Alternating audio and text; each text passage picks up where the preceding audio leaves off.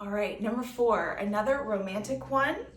I've totally fallen for you. So when we talk about falling or falling for someone, it's not literal. You don't actually fall down.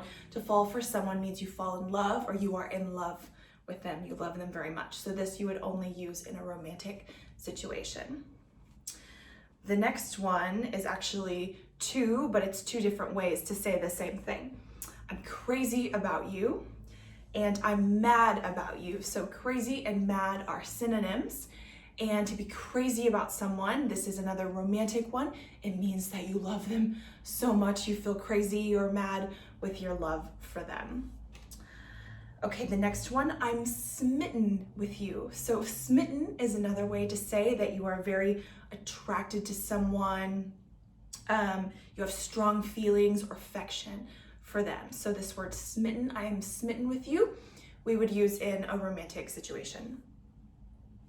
The next one, I like this one, you're my sunshine. Okay, so this you can use in all contexts. It just means I love you very much. So if something is sunny, we associate sun or sunshine with positivity and nice situations. So if you tell someone, like your child, you're my sunshine, then there's actually a song about that. So this is another way to express love to your family, friends, or to your partner. Okay, the next one, I love you deeply.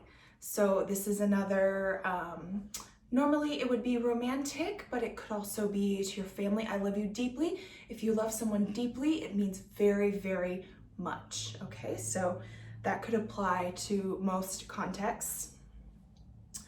Okay, this one, the next one is romantic only. I'm head over heels for you. So if you remember when we talked about falling in love with someone, to be head over heels as well. So your heel is a part of your foot. It kind of means that you're, again, falling or kind of out of sorts because you love this person so much, okay? But you would only use it for a romantic context. I'm head over heels for you.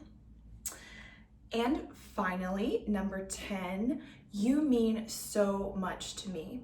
So this one we can also use in all contexts because people mean different things to you. Like your romantic partner has one meaning, your family has another one.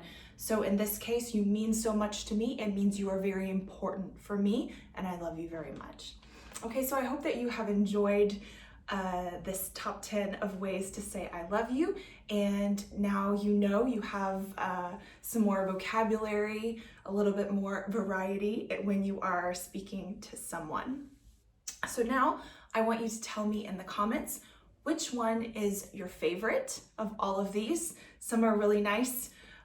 Which one do you like the most? Which one are you going to use soon for Valentine's Day? And do you celebrate Valentine's Day? Not every country celebrates Valentine's Day. Sometimes they celebrate it on another day, for example. So if you do celebrate, what are your plans this year for Valentine's Day?